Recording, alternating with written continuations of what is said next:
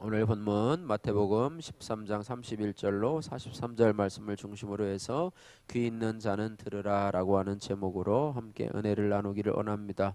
오늘 본문 말씀을 살펴보면은요, 예수님께서는 이 겨자씨와 누룩의 비유를 들어서 천국에 대해서 말씀을 하십니다.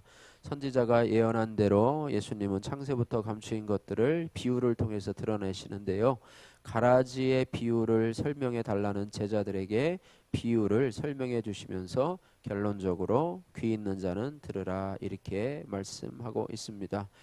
예수님께서는요, 이 땅에서 천국의 복음을 가르치시고 또 전파하시고 또 병자들을 치료하는 그런 사명들을 감당하셨는데요. 특별히 무리들에게 가르치실 때에는 비유를 많이 사용하셨습니다. 마가복음 4장 33절에서 34절에는 이 부분에 대해서 이렇게 말씀하시는데요. 예수께서 이러한 많은 비유로 그들이 알아들을 수 있는 대로 말씀을 가르치시되 비유가 아니면 말씀하지 아니하시고 다만 혼자 계실 때에 그 제자들에게 모든 것을 해석해 주시더라 이렇게 말씀하고 있습니다. 물론 이 표현은요, 이 과장법적인 표현으로 예수님의 이 가르침 전체가 비유였다고 하는 의미보다는요, 그만큼 예수님께서 이 가르치실 때 비유를 많이 사용하셨음을 알 수가 있는 그런 표현입니다.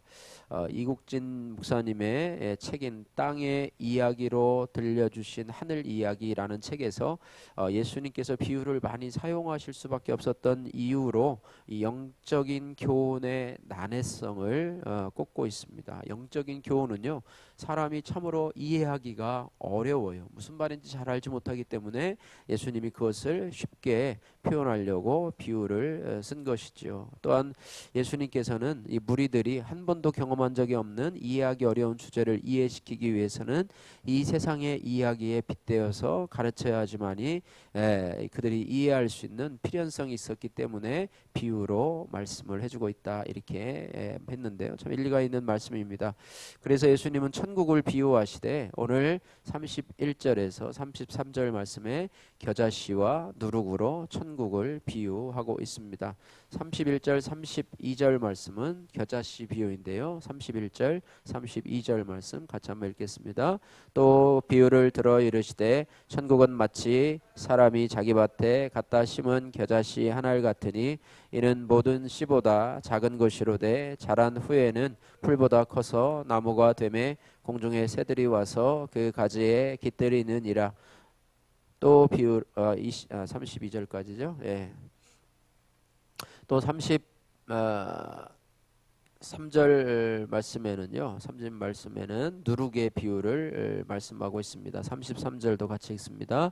또 비유로 말씀하시되 천국은 마치 여자가 가루 소말 속에 갖다 넣어 전부 부풀게 한 누룩과 같으니라. 아멘. 예, 두 가지 비유를 말씀하시는데요. 먼저 겨자씨 비유를 말씀하고 있습니다. 간단하게 설명드리면 예수님은 매우 작은 겨자씨 한 알이 자란 후에는 그 나무가 커져서 그곳에 새들이 와가지고 거기에 깃들이고 그 나무 위에 집을 지을 수 있을 만큼 큰 나무가 된다는 것을 천국의 비유로 이 겨자씨로 설명을 해주고 있습니다.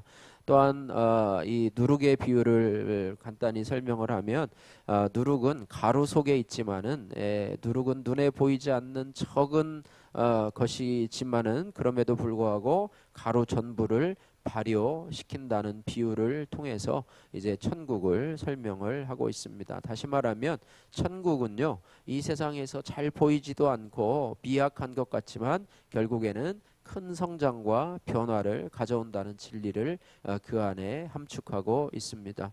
우리들의 삶도 마찬가지입니다. 우리들의 삶도요, 예수 그리스도의 생명의 씨가 뿌려진다고 한다면 겨자씨나 누룩처럼 참으로 특별한 게 없어도요, 우리가 매일매일 조금씩 말씀과 기도로 성장하고 변하고 있다면 그 자체가 천국의 삶이고 우리가 하루하루 조금씩 변하는 것 같지만 나중에 돌아보면 믿음이 크게 자라 있음을 보게 될 수 있는 것이죠. 또한 우리가 속해 있는 교회 공동체도 겨자씨나 누룩처럼 아주 미약하지만 우리가 매일 성실하게 말씀과 기도로 또 복음을 전하며 또 예배드리며 살아간다고 한다면 그것이 바로 천국의 삶을 경험하게 되는 것이다. 이렇게 말씀하고 있습니다. 우리가 겨자씨와 또 누룩의 비유를 살펴보면서 우리 자신을 적용을 해보면은요, 나는 오늘도 남들과 비교하면서 나 자신이 겨자씨나 누룩과 같이 보잘것없다고 혹은 불평하면서 좌절하고 있지는 않습니까? 또한 내가 말씀대로 변하고자 인내하며 순종해야 될 일은 무엇입니까? 여러분, 매일매일 작은 것이지만요, 여러분이 말씀과 기도로 살아간다면 여러분들이 나중에 큰 하나님의 천국을 경험하게 될 수 있고 또 매일매일의 삶 속에서 작은 부분이지만 천국의 삶을 이미 살아가고 있음을 기억하시기를 주님의 이름으로 축복합니다. 특별히 우리가 삶 속에서요 매일매일 겪는 사건들이 있지 않습니까? 그죠? 사건들이 있는데 그 사건은 하나의 하나님이 우리에게 주시는 비유라고 볼 수가 있습니다. 어떤 비유인가 하면 하나님의 나라의 진리를 깨닫도록 우리 각자에게 개별적으로 하나님께서 특별히 나에게 골라주신 비유라고 볼 수가 있습니다. 하나님은요 그 사건을 통해서요 사건을 통해 뭐 좋든지 나쁘든지 간에 그 사건을 통해서 하나님의 사랑을 표현하시는 것이죠. 그래서 그 사건들을요 이 말씀과 성령으로 해석할 때에 우리가 그 비유의 뜻을 알 수가 있고 그러므로 인해서 우리가 이 땅에서 천국을 누릴 수 있게 되는 것입니다. 그래서 우리는 기도할 때 하나님 앞에 나에게 주신 비유 즉 사건을 해석할 수 있는 은혜를 더해 달라고 기도해야 합니다. 또한 이 사건을 통해서 주님의 사랑을 깨닫게 해달라고 또한 진리를 분별하게 해달라고 우리가 기도해야 된다고 하는 것입니다. 적용 후의 말씀입니다. 나에게 감추인 이 주님의 사랑을 깨닫게 한 사건은 과연 무엇입니까? 그 사건을 통해서 여러분이 주님과 가까워졌고 또 주님의 사랑을 깨닫게 한 사건이 무엇이고 다른 사람에게 주님의 구원을 보여줄 비유로 전할 여러분의 간증은 무엇입니까? 여러분 적용해 보시고요. 전도한다는 게요. 예수님을 믿으세요. 뭐 교회 나오세요. 이런 것보다도 여러분이 체험한 여러분의 사건을 통해서 체험한 하나님의 사랑을 말해주는 것, 간증을 말해주는 것 그것이 큰 복음의 증거요 전도가 될 수 있다고 하는 것인데 그런 사건들이 나에게 어떤 것들이 있는가 내가 그때 이런 일이 있었는데 내가 기도하면서 하나님의 또 말씀 보면서 하다 보니까 하나님이 이 사건을 주신 것은 이러한 뜻이 있었다고 내가 깨닫고 주님을 더 가까이 하게 됐어. 그전에는 예수님을 안 믿었는데 뭐 이렇게 이런 어떤 간증들이 우리의 큰 재산이 될 수 있으리라고 생각합니다. 자 이제 무리가 떠나고요 예수님과 제자들만 남았습니다. 그러자 예수님께서는 가라지 비유를 묻는 제자들에게 이 비유에 대해서 이 비유에 등장하는 대상과 인물이 각각 무엇인지 설명하시면서 그 뜻을 가르쳐 주고 있습니다. 36절에서부터 마지막 절까지 같이 한 목소리로 읽도록 하겠습니다. 이에 예수께서 무리를 떠나사 집에 들어가시니 제자들이 나와 이르되 밭에 가라지 비유를 우리에게 설명하여 주소서. 대답하여 이르시되 좋은 씨를 뿌리는 이는 인자요 밭은 세상이요 좋은 씨는 천국의 아들들이요 가라지는 악한 자의 아들들이요 가라지를 뿌린 원수는 마귀요 추수 때는 세상 끝이요 추수꾼은 천사들이니 그런즉 가라지를 거두어 불에 사르는 것 같이 그때도 그러하리라.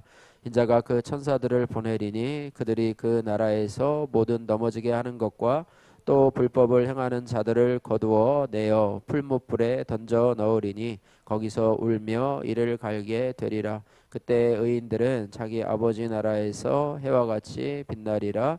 귀 있는 자는 들으라. 아멘. 이 밭의 가라지 비유에 대해서 어저께 설명을 드렸는데요. 이 세상은요 지금 이 가라지와 알곡이 섞여서 살아가고 있습니다. 다른 말로 표현하면 의인과 악인이 섞여서 살아가요. 똑같은 모양을 하고 있지만은요, 두 종류로 나누면 알곡과 가라지고요. 똑같이 말하면 의인과 악인이 섞여서 살아가고 있어요. 밭에 알곡이 자라는 거, 또 가라지가 뿌려져서 자라는 것처럼 이 세상도 똑같이 그렇게 살아가고 있다고 하는 것입니다. 그래서 마지막 심판 때에는 이 두 인생이요 완전히 다른 결말을 보게 될 것임을 말씀해 주고 있습니다. 그래서 예수님은요 이 비유를 말씀하시면서 43절 말씀에 귀 있는 자는 들으라 이렇게 말씀하고 있습니다. 예. 뭐 무슨 말씀입니까? 모든 사람이 다 귀가 있는데 뭐 들으라니요. 뭐 다 듣는데 그렇지 않습니다. 이 뜻을 잘 이해하라는 것이죠. 귀 있는 자의 의미는 무엇인가 하면 제자들처럼요 모르는 비유가 있거나 이해되지 않는 사건이 있을 때 주님 앞에 묻는 자가 바로 귀 있는 자라고 하는 것입니다.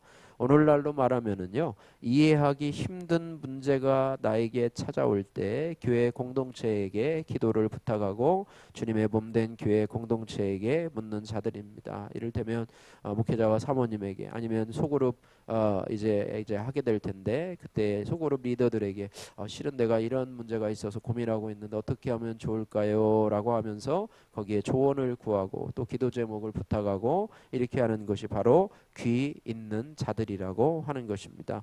사람들은 교회에 나와서요 나름대로 품위를 지키고 우아하기를 원합니다. 자신의 문제를 감추기를 원하고요 자신은 고결한 것처럼 살아가기를 원합니다. 이것이 사람의 본능입니다. 그러나 주님의 몸된 교회의 지체로서 우리는 그렇게 품격 있고 우아 있는 자가 아니라 귀 있는 자가 되어야 된다는 거예요. 모르는 것은 물어보고 또 내가 어려운 일이 있으면 함께 나누고 기도 제목을 나누고 이렇게 해야지 그냥 예배만 드리고 가고 저 사람이 무슨 생각하는지 어떤 어려움이 있는지 전혀 알지 못해요. 예, 전혀 알지 못해요. 예, 어저께도 어느 분이 저에게 우리 교회 아니신데 기도 제목을 부탁했어요. 그 교회에서 어떤 집사님이신데 보일러 2층의 보일러실에서 떨어져서 다치셨는데 지금 15일 정도 의식을 잃고 이제 지금 아직도 중환자실에 계시니까 목사님 기도해 주세요. 이렇게 기도를 했는데요.